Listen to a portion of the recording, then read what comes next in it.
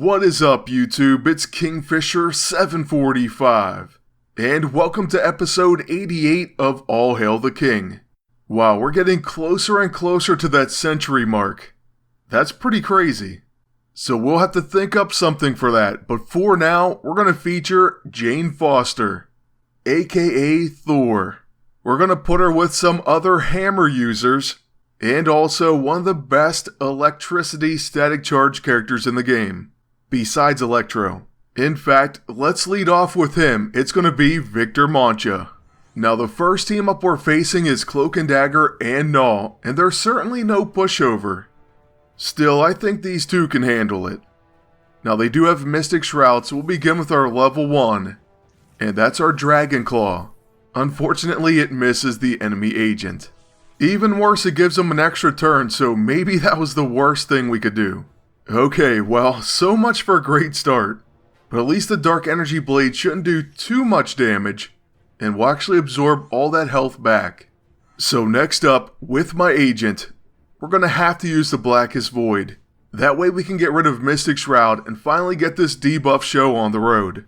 We do get preemptively punched in the face for that one though. Honestly, when I make the switch to all attack in PvP, that's one of the items I was going to include. You'll see soon enough, it's going to be vicious. Okay, and Jane's going to go ahead and use her quick action on her own teammate, but at least we now can use her home run, and it will connect on the enemy. So we're going to focus on Cloak and Dagger with this one. After another preemptive hit, we do land, and get a Relentless Rapier follow-up. Gnaw is certainly the enemy we worry about most, but we get a preemptive counter on him. This match is absolutely filled with them, and fortunately he attacks our agent, so that means Absorb Energy, plus Discharge and Arc Lightning. So now you're seeing some of what this team is capable of, but they can do so much more. So we use a Smothering Shadow next, then with Victor, our level 2 AoE attack, the Magnet Man. Now by putting Static Charge on all the enemies, Thor Jane Foster can now preemptively counter and interrupt their attack. So that's one great thing that's going to go with all these team-ups. But not only can our teammates do this, usually with an AoE attack, or function, we also have the Staff of Storms on our agent. This comes with Terrifying Storm that causes Static Charge, Opportunist, and Intimidated. A pretty cool AoE attack.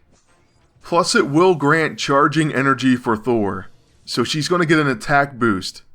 Now the other cool thing about these type of attacks is even if they do miss, Cloak and Dagger cannot avoid that static charge.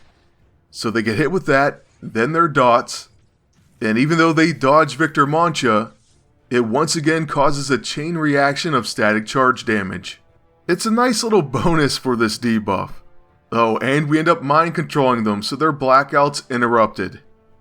Seems like 100% chance when I'm using them on offense. So we will gladly take it ourselves. Then for Jane's next attack, we're using her level 1. It doesn't do a ton of damage, but it will once again cause static charge to the entire enemy team. So as you can see, all this electricity damage and added damage from their type of attacks really do add up on the enemies. Shock Foil is one thing that will annoy you though. Not too many teams are using it, but I have seen some. Not today, but in the past. For now, we have things going well for us. So with Victor, we're actually going to try to finish Cloak and Dagger. Once again, they dodge, but they cannot avoid Chain Lightning. Somehow though, even with that and all the dots, the enemy agent barely hangs on. Fortunately, he has to recharge. That could have been very annoying. So with my agent, we'll use Inevitable Doom, in case Cloak and Dagger try to heal. Then we're going to use Improbability Field, which once again triggers a preemptive counter. This time though, the Absorb Energy actually finishes the enemy agent. So I think Cloak and Dagger are going down to dots here, and that's exactly what happens.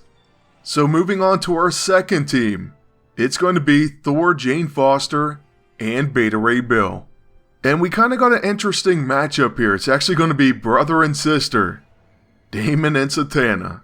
Since Jane gets to begin, we're going to use Asgardian Strike. Of course, it is protected.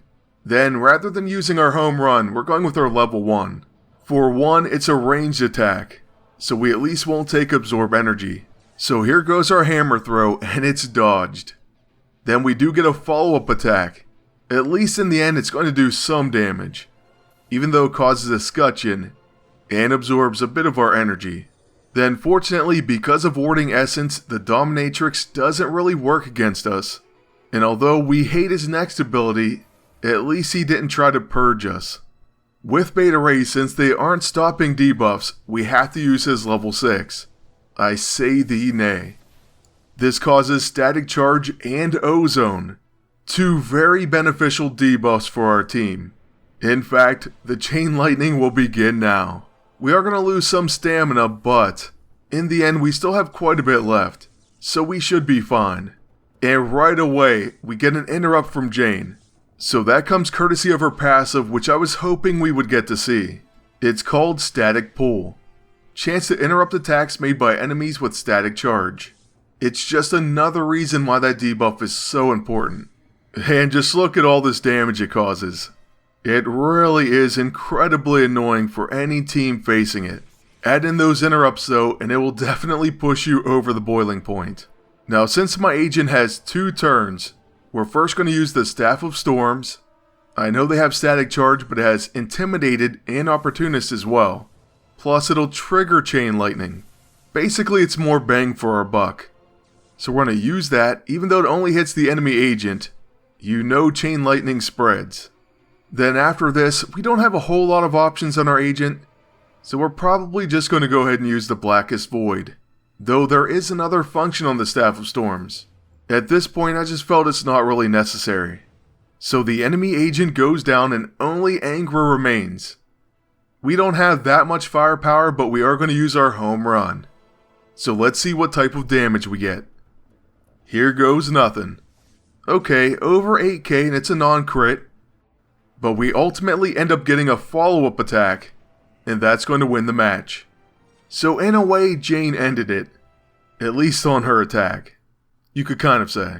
So as for the final team, it's going to be Thor and Thor. But it's the Mighty Thor and Jane Foster. Now the Mighty Thor begins. And so we're going to use Inspire Bravery for that strengthened. Plus it grants 2 stacks of might. There's another really awesome benefit that you'll get with the Dynamic Empowered ISO 8. It's Thor's character-specific E-ISO, and it grants him Thunder God. That's right, all the enemies already have static charge, and that's courtesy of Thunder God. Very sick, there's pretty much nothing they can do about it. So with our setup already being complete, we're just going to go ahead for the biggest damage attack, and that's Summon Thunder. Now this move used to do so much damage, and it's still quite impressive. Plus, it's going to cause Chain Lightning. So just like that, the enemy team is almost at 50% all around. After Kurth attacks, it's going to be Jane's turn. And we of course begin with our quick action Asgardian Strike. If you're wondering why it's a quick action, it's because of her custom A-ISO. You can win it in the Spec Op or buy it in the store for 15 gold. With her home run, she manages to take out Cloak and Dagger before they even get started. So that is a fantastic beginning to our match. Then after we use the Smothering Shadow, it's back to the Staff of Storms, once again charging Jane and causing some Chain Lightning. So far this match has been nearly perfect. It could go a little bit better, but I wouldn't change much, that's for sure. In fact, on the enemy agent's turn, they are very close to death, and they're actually going to get interrupted by Jane, which once again triggers static charge. This should allow Thor to hopefully finish one of them. We'll just use his level 2, and we're going to attack the enemy agent, but Kurth steps up and takes it instead, so she is knocked out. And in that case, static charge will actually finish the agent. So that's it, 3 great matches for 3 great team-ups. I had a lot of fun and I hope you enjoyed watching. Thank you for that, and if you can, please like, comment, and subscribe. Then until next time, good luck, and take care.